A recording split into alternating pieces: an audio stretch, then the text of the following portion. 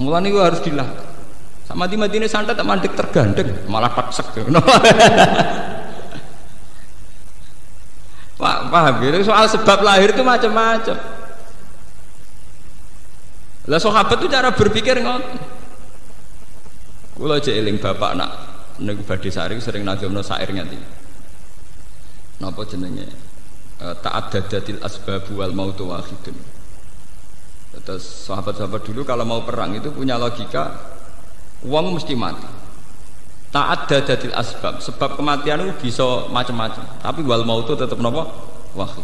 Kematian tetap sitok. Sampeyan saiki delok.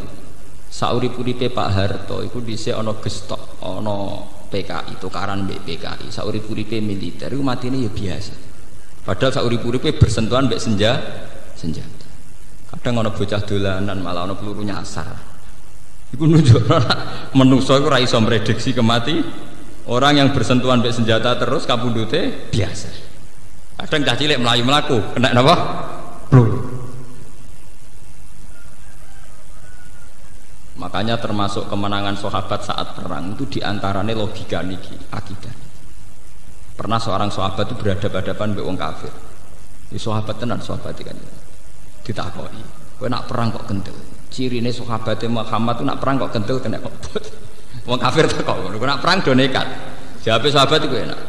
Kamu tahu, kita mencintai kematian kayak mencintai kehidupan, bahkan lebih. Meriang wong kafir. Kamu tahu ya, kita ini mencintai kematian kayak mencintai apa? Kehidupan, bahkan lebih. Ya, meriang, wong sawang nekat kan ada lereng. Lah cumanya ironisnya di Indonesia yang niru gitu, sing iso nglakoni malah ekstremis. Sebetulnya kita juga harus melakukan itu, tapi ra perlu dadi apa? Ekstremis. Jadi artinya melarat itu ya wedi, dikucilkan orang ya wedi, mbek santet ya wedi, mbek musibah ya napa? Ora.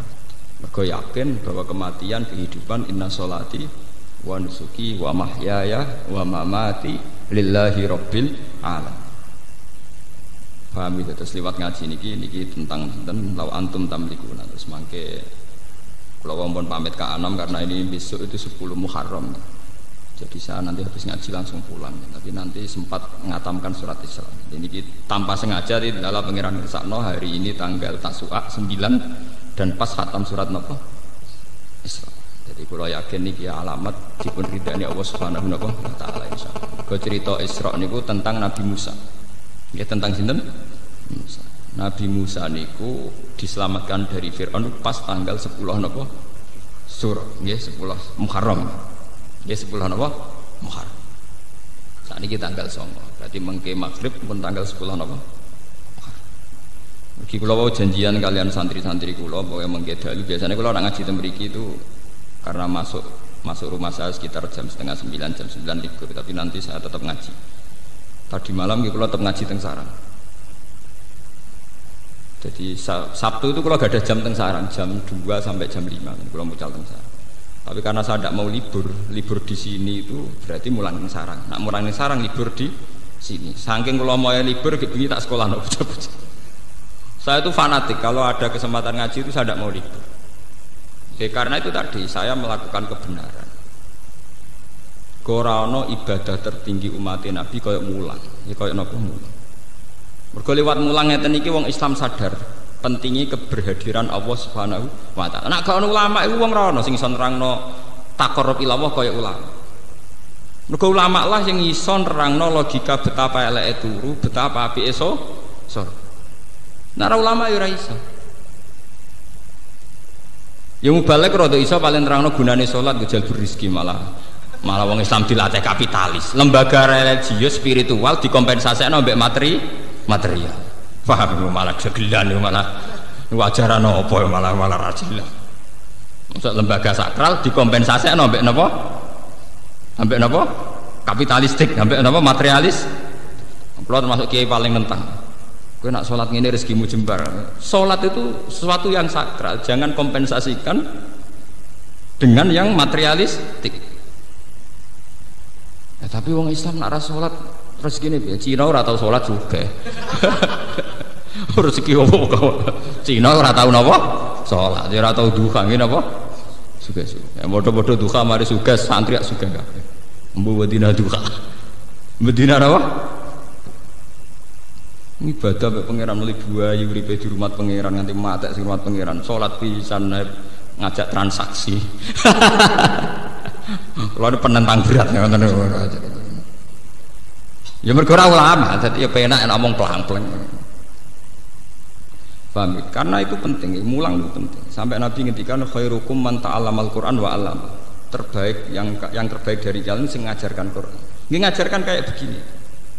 Misalnya dari awal sholat itu dari awal itu kalau ulama, kalau Nabi Muhammad terus ditiru para ulama, cara bahasakan itu tidak problem tapi pesta. Kematian dari dulu ya tidak dibahasakan kematian tapi pesta. Hudan nalqal ahibbah Muhammadan wasol. Tapi kita boten, kita ini anut bahasa-bahasa wong-wong sing non agama darani kematian kepunahan. Jangan dinosaurus tapi nganggap kematian apa? Kepunahan. Nganggap kehidupan dari hukum sosial, hukum alam. Terus kapan kita jadi mukmin sejati kalau nganggap kehidupan adalah hukum alam, nganggap kematian hukum paham gini lewat ngaji ini ben imani sama tambah kukuh. Sayyid Husain itu dikabunduti tanggal 10 Muharram oleh penelikung pemerintahnya Yazid. Itu kenapa beliau berani mati? Ketika utusannya Yazid bilang, ya Husain, karena Hasan sudah menyerahkan pemerintahan ke Yazid, mbok kamu sekaligus menyerahkan pemerintahan ke Yazid. Jare Husain, iya nak Yazid soleh aku ora apa-apa, urusane Yazid itu ora soleh. Dolim-dolime wong soleh nak ngakoni pemerintahane wong do. Zalim-zalime wong saleh nak ngakoni pemerintahane wong. Terus jare utusane Yazid, nak ngono kowe tak pateni, jape timbang aku urip ngakoni kebatilan atok mati. Idzan al mautu khairun. Karena mereka melihat kematian itu biasa sekali. Sampai muni idzan al mautu napa? Khair. Kalau gitu saya mati saja. Ada 10 Muharram diperingati orang Syiah dengan menyakit-nyakiti diri. Ke imam mereka saat itu luka, maka mereka meniru luka yang sama di hari 10 Muharram. Tapi kalau orang Sunni mengharamkan pesta-pesta itu, apa ritual-ritual kayak itu, orang Sunni cukup ada ibadah spesial yang tidak rutin. Jadi ngendikane guru-guru kula, pokoknya hari yang cara Allah istimewa kita bikin satu ibadah sing napa istimewa. Misalnya biasanya ra qobliyah ya qobliyah, biasanya salat fardhu tok ya tambahi ba'diyah atau qobliyah. Biasanya medhit ya rada lomo, biasanya lomo ya tambah napa?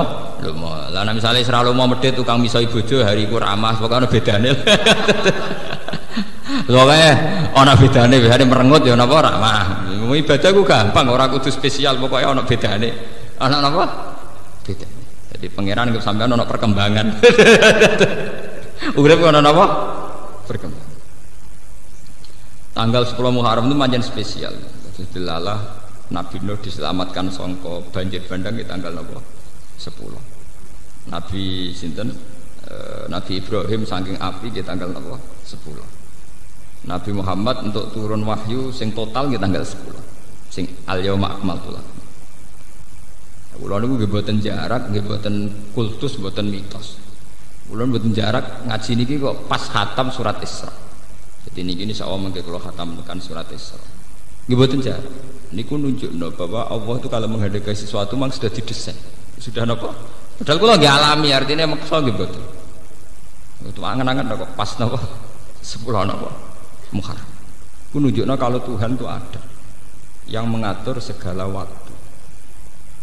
Kalian nanti diskusi kalian tiang-tiang ateisme sing gak percaya anane pengira. Kenapa Pak Bak percaya Tuhan? Toh hukum alam ini berjalan terus. Andai kan tidak ada Tuhan juga hukum alam berjalan. Terus berjalannya itu karena apa menurut kamu? Ya karena alam. Alam itu apa? Bangsane sapi wedhus. Jadi bang aku iman mbek fungsine sapi wedhus atau iman mbek fungsine sing gawe sapi wedhus. Makanya iman itu penghormatan pada harkat manusia. Artinya kalau alam ini berjalan sehukum alam, sing diarani alam iku apa? Yo golongane sapi, wedhus, kuman, matahari, rembulan itu alam. Daripada iman benda-benda mati begini kan mendingan iman zat yang menciptakan itu semua. Dan ini penting. Makanya Quran kalau ngajarkan la tasjudu lisyamsi wala lil qamar wasjudu lillahilladzi khalaqahun. Nah, podo-podo kowe di keputusan sujud utawa tunduk la apa sujud mbek matahari mbek rembulan kurang keren. Aduk sujud mbek sing gawe menisan luwih keren. Paham? Lan cara Quran ngajari la apa kesujud mbek srengenge mbek rembulan. Podo-podo sujud mbek sing gawe napa? Sering. Sebab itu iman adalah mengangkat harkat manusia. Jawaban kula iki. Lah timbang ngimani mbek kebetulan untuk ngimani zat sing gawe kebetulan. Karena mereka tetap tidak bisa menjelaskan. Misalnya kenapa lelaki itu punya hormon mencintai wanita, wanita juga punya hormon mencintai lelaki. Lalu kamu unsurkan karena apa? Karena di situ memang sudah ada desain hormon di mana lelaki pasti senang perempuan. Lah ya desain itu asal usulnya gimana? Lah daripada aku bulet nerangno teori ra barbar kok ngakoni wae ono sing gawe akbar to. Kowe nerangno nganti jelimet tetep ae dhewe ora paham. Meskipun kita juga tidak paham, sama-sama tidak paham, tapi luwih rasional, luwih napa? Rasional. Makanya Quran itu kalau bilang orang-orang yang iman kaum yakilun, kaum sing dianggap duwe akal. Sing ora iman dianggap kaum sing napa? Layak. Lah saiki wong Islam do bodoh-bodoh mau mikir. Imane iman taklid. Akhirnya kesane sing iman kaum sing layak kilun mergo bodoh-bodoh. Lah sing ateis kaum yakilun mergo pinter. Itu termasuk dosane sampean. Kenapa kita yang iman ora tahu mengolah otak? Paham? Sing ora iman aman mengolah otak. Ya iku mulane kudu tobat, kudu tobat. Wong iman ora tahu senam otak, sing ora iman aman senam. Ya iku nauzubillah min syarri dzalik. Mulane ketikane Kanjeng Nabi alamat dunya rusak iku nek wis wong saleh ora pati berperang. Wong dolim aktif. Rusak dunia apa? Pengedar narkoba itu aktif nganti dok lembaga-lembaga pendidikan. Kadang penyebar agama turu sak kobere. Mbah kabeh kersane pangeran. Jadi kezaliman menyebar kemana-mana karena pembawanya aktif. Kesalehan diam di tempat. Paham? Itu bahaya. Lalu kalau niku iri, pengedar narkoba, pornografi iri. Majalah pornografi itu dicetak di Amerika. Paham ya? Playboy itu dicetak di Amerika, beredar di Jakarta. Itu digawa mahasiswa-mahasiswi tok kampung-kampung. Saking aktifnya pengedar kebatilan. Begitu juga narkoba ekstasi. Nah kita wong soleh itu boten. Ngenteni takdir, ndek primbone disimpen. Malah bangga nek ana wong liya ora roh. Mergo spesial wajaran opo barang apik. Ciri utama kebenaran itu harus disebarkan, paham kan? Malah anak duwe spesial dari orang malah digodhi. Utek nek elek ngoten. Mulai derengki nek wong liya apik. Paham gini iki kula cerita mawon nggih. Biar ada kebangkitan Muharram. Kebenaran itu harus diajarkan, disebarkan. Jangan sampai laju kebenaran itu kalah dengan laju kemungkaran. Kalau itu bahaya, kalau itu terjadi napa? Bahaya. Mulane kula bolak-balik matur ya, santri-santri kula teng Yogyakarta sing sugih-sugih tak omong. Kowe nek ndek dhuwit, ora usah bantu aku. Pokoke tanah-tanah ning kota sing pinggiratan niku tuku. Nggih napa, Gus? Pokoke nek kowe medhit, misale dige masjid ke keberatan ya nggo mam dhewe. Utawa nggo anak. Logikanya jelas. Tanah di pinggir jalan itu tanah netral. Kalau yang megang orang nakal mungkin dibayar bar atau niklab. Dan semua komunitas kemaksiatan. Lah nek digawe bar ngoten niku radius 10 meter atau 20 meter tapi ape dienggo ibadah ra pantes.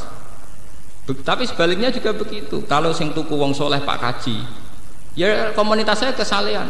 Maghrib ana Pak Kaji metu kok omah ben masjid. Mbak apa isa ana Pak Kaji kok tasbih mlebu metu. Tapi kan jadi komunitas kesalehan. Artinya apa? Kalau orang soleh tidak kompetisi membeli tanah itu dan dibeli orang dolim, maka komunitas itu menjadi komunitas kezaliman. Dan itu kekalahan kita kalau di mana-mana jadi komunitas kezaliman. Kan jeneng kudu matur nuwun, ana santri rada medhik seneng ning gerdu niku kudu matur nuwun. Saya elek-elek santri ku roh apa jek muni astagfirullah. Paham nggih? Lumayan gerdune ana astagfirullah. Lah timbang misalnya gerdu dikuasai canakal tok. Malah nek wong wedok liwat dibeda, nek sing liwati santri paling bedane santri nganti piye? Ngucap wedi pangeran. Jadi kita ini harus secepat mungkin, sebanyak mungkin menyebar nopo kesalahan. Ya alhamdulillah banyak santri kula sing sugih melakukan itu. Bahkan wingi wonten sing cerita kula, Pak Bak saya itu kemarin beli rumah 200 juta di tengah kota, saya tidak tak pakai apa. Ke pas piambek umroh mbek kula itu dikenang, pokoke saran kula ngoten. Nak di ngamalno sawane kelomanan 200 juta, wis go anak ora apa-apa, sementing kowe nak keturunan ngaji ngalor ngelidur mlebu kono lumayan. Timbang ngalor ngidul ana wong blodor, ana ngalor ngidul ana Pak Kaji. Penting ini. Dan ini yang disebut syiar, disebut apa? Syiar. Sama tak ceritani ya, komunitas kedzaliman tundukane angel. Begitu juga komunitas kesalehan. Kalau pun bolak-balik mati. Kalau sudah komunitas kayak tenjeran, kayak tempat-tempat maksiat, itu adil tasfirah pantasnya adil kondom. Begitu juga wis dadi komunitas Sunan Ampel, adil kondom ra pantasnya adil tasbih. Nah, dalam dunia netral kayak tanah-tanah pinggiratan Bojonegoro teng Rembang itu kan jenenge netral. Paham ya? Cepet-cepetan yang menciptakan komunitas. Mana suga-suga wajib tuku tanah. Ning pikir-pikir. Kulo ije eling, kulo cerita nggih, mboten kultus niki kulo cerita. Tanah perbatasan Pantura itu dulu milik Mbah Mat. Mbah Mat itu mbahnya Ki Maimun. Walhasil awal zaman diwaris oleh cucunya namanya Gus Said. Itu ketika Mbah Khim dulu abahnya Gus Said itu mau dijual itu tidak boleh. Aku adol tanah ning Cina iku aduk mati. Logikanya jelas. Mbah Mun juga sering bilang gitu. Nek ana wak kaji ape kaji nganti tanahe didol wong ra Islam niku kowe aduk ra kaji timbang adol tanah ning pinggiratan mbok dol wong ra Islam. Mbah Khim nate dawuh teng kula karena saya santri beliau juga. Ya perbatasan hak didol ning gone wong ra jelas ya. Nek sampeyan dadi prostitusi sing dosa sapa? Akhirnya Mbak Gus Said digawe warung Pantura, ana musolane. Ya santri mlebu metu ketunan kualik lah pokoknya santri. Kadang ya ana sing nggawa Alfiyah senajan ambek rokok dangak-dangak tapi cekelane jek Alfiyah. Karena itu perbatasan potensi dipakai maksiat tinggi sekali. Tinggi napa? Tinggi sekali. Jadi wong Islam kudu diperhitungkan. Paham ya? Gadah napa? Ini kanca kula nembe kanca kula. Gus kula nak di dhuwit niku los-los ning terminal ya tak tuku. Tapi nak tuku sitok kok tak urung siar Gus. Wae kalau nak tuku langsung telu. Ya cocok. Kula nu kiai, kula nu termasuk kiai khumul, artinya jarang tampil di depan umum, tapi pangeran sayang kula. Lala yo ana wong seneng kula. Kula nu wong sugih-sugih seneng kula nggih kathah. Artinya kula ya tetep ora basa-basi, kula mboten seneng kumpul wong sugih. Nak dolan teng ngono tak ngel-ngel tenan. Ketemu pas ngaji, gitu sering ben sowan. Mari repot, kan trauma, gak ada godak-goduk nus trauma.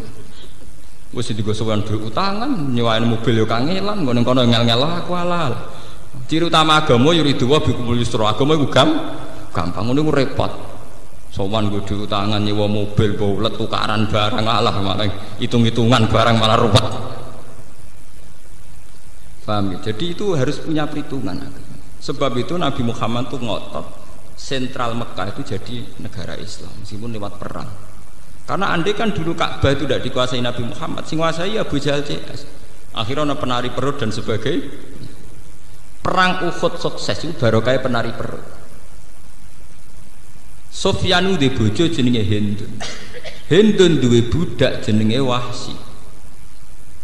Wahsi iku budak sing dijanjekno merdeka digolekno bojo. Dari yen anggere sedurunge perang mesti wonten pesta tarian erotis, tarian pornografi. Lah kok kompensasine nek iso ngalahno Muhammad untuk hadiah cawe wedok iku. Jadi dulu Ka'bah itu pernah begitu jorok dimanfaatno wong-wong nakal-nakal. Mulane dari sebagian ahli tafsir kena apa Nabi Muhammad pas iku ora oleh salat madhep Ka'bah. Nak pas iku keadaane Ka'bah bek penari perut, bek asnam, bek bro. Mulane ora oleh madhep ngono sik. Lha iku cara kula nggih rada masuk akal. Sebagian ahli tafsir ngendikan, nyatane ketika Nabi Fathu Mekah niku rapot pertama iku ngrubono berhala-berhala di seputar Ka'bah. Mergo nate lama dikuasai gendo-gendone. Mulane sampean kudu syukur. Kudu syukur ketika ada komunitas kesalian sing di eksistensi kados Sunan Ampel.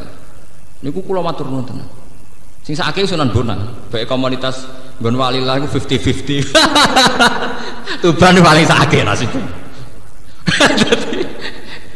Jadi komunitasnya Sunan tapi orang pati kuasa total. Nah, Sunan Ampel kan total. Gampangane ana wong dolim niku ora pantes tenan. Paham kene apa? Cara nyabu niku ora gak pantes tenan. Nah, Tuban park-park kono cek setengah pantes ya, Pak. Menange rong tenanan, cara menang rong mati napa? Sementara sing ape wiridan ning kawasan Toak wis kadung ra pantes. Artinya sing dolim di eksistensi pakem, sing soleh setengah tengah. Paling sukses ku Sunan Ampel mbek Kudus. Nah masalah komunitas. Sekuamane ning kawasan Sunan Ampel anane bakal tasbih minyak Arab Za'faron, buah kono tasbih gede cilik sedengan ana kabeh pokoke. Artinya kok sing berbau napa agak. Begitu juga Mekah. Mekah nggih sukses. Kalau di Jakarta, di New York, di Hong Kong, orang nginep di Hilton itu mesti ya wong blodor-blodor, wong pesta itu sing kelar nginep teng napa Hilton. Nah teng Mekah mboten. Ana hotel Hilton, hotel Hajat, tapi sing nginep wong ape umroh, gak melepok lah. Hotel mewah kelas internasional sing nginep perkara wong ape napa umroh. Wong kula niku anggere jam 2 bengi niku nak ngopi teng lobi hotel Hilton. Mau ngopi ape itikaf niku ngopine teng napa? Lobi napa? Hotel iku wae. Kok dendam zamane pondok ngopi rego 2000. Saiki dendam ngopi rego 200 napa? Buan bangkrut Allah. Pokoke sementing tahu napa? Sementing napa? Tahu. Nek kula nak ape itikaf niku ngopi riyen teng lobi napa? Hotel. Mboten apa artinya sukses. Satu merek hotel internasional di mana identik ambek wong-wong ngoten niku. Tapi di Mekah di Madinah itu hotel berdiri berdasar wisatawan umroh, ya berdasar asumsi banyak wisatawan apa? Umroh. Jadi mlebu rono ya Pak Kaji. Artinya apa? Cara wong nakal mlebu ya ora pantes mergo sing nguasai Pak Kaji ngoten. Artinya efeknya itu luar biasa. Ane mulai ini saniki dilatih harus ada kompetisi. Fastabikul apa? Hayo. Ane kula terus tak kenang nggih mazhab guru kula Kiai Maimun Pak. Nah, wonten tiyang badhe kaji. Ki adol apa cung adol tanah demi kiratan. Mbok dol sapa? Misale mbok dol wong non muslim. Ki ada ora kaji. Iku sok ben nek dienggo barang ra bener sing dosa sapa? Artinya podo-podo tetap kaji, oke lah didol yang podo Pak Kaji ini, tapi artinya harus dilogika lah bahwa itu nanti punya akibat, potensi akibat harus dipikir, paham ya? Kenapa? Sementang-mentang adol tanah terus kaji lah, jebule Pak Kaji teko fungsi tanah wis beda, saya inggobar apa meriang Pak Kaji ini, paham? Saya ini tanah digunakan apa? Bar apa meriang, gak iso dek nengelah, penting aku ramel-ramel lho. Orang melok-melok piye? Iku asal usulnya godekne pelang-pelang ra mikir kok ora melok-melok piye. Itu akibat dekne ora tahu gelemi. Paham? Begitu juga masalah wong soleh. Niki fatwa muhar. Wong soleh ki kudu menarik. Aja sampai wong dolim ku ramah. Pengedar narkoba, wong-wong pengedar barang-barang gak bener niku ora ramah-ramah. Lagi ini merengut terus. Akhirnya wong ahli maksiat menarik, kiai ini gak menarik. Iku ya lara, agama sampean ya lara. Mane ana ayat fa bima rahmatin minallahi linta lahum walau kunta faddan ghalidhal qalbi lan faddu min haulik fa'fu anhum. Paham ya tadi? Fa bima rahmatin minallahi linta lahum mat atas rahmate Allah kowe iku ambek wong sing apik. Umpama kowe wong wangkot, wong sombong, mesti wong bubar. Sekarang tuh kedzaliman tuh punya sistem. Misalnya sistem marketing. Sing dadi PR, public relation mesti wong ayu, setengah blodor, wajib ramah, paham ya? Lah sementara wong soleh, sing tukang nyoko pengajian wis jenggoten kuwereng, merengutan. Itu kan terus komunitas kedzaliman di daya tarik, komunitas kesalahan di keangkeran. Iku ya rapati cocok cara kula. Memang ndak harus diganti perempuan ramah gitu, maksudnya wis jenggoten ora usah kereng tuh, wong wis wedi. Wong kiai wis salamane dikowal wong kesangar-sangar. Lah iya. Pira-pira wong cek gelem salaman mbek kiai. Cek lumayan to ampun.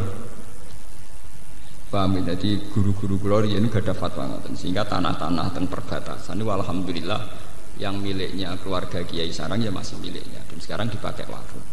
Hanya dipakai warung itu ya fid dunya hasanah wa fil akhirati hasanah, ya ada musala, ada komunitas santri, bocah ngalor ngidul nggo alfiyah, nggo takrib, mbok paham mbok ora pokoke digawa ngalor ngidul, mbok ape ngaji, mbok ape mlaku-mlaku, sing penting kan komunitasnya kesalihan. Ya kaya wong Sunan Ampel nggo tasbih, mbok pas bingung eling pangeran ya ora jelas, sing penting sing digawa kan tasbih. Mesti digoleki aneh-aneh. Wong niat wiridan kok, mboten sing kayu setigi. Lah nek setigi ora bedane apa? Padha-padha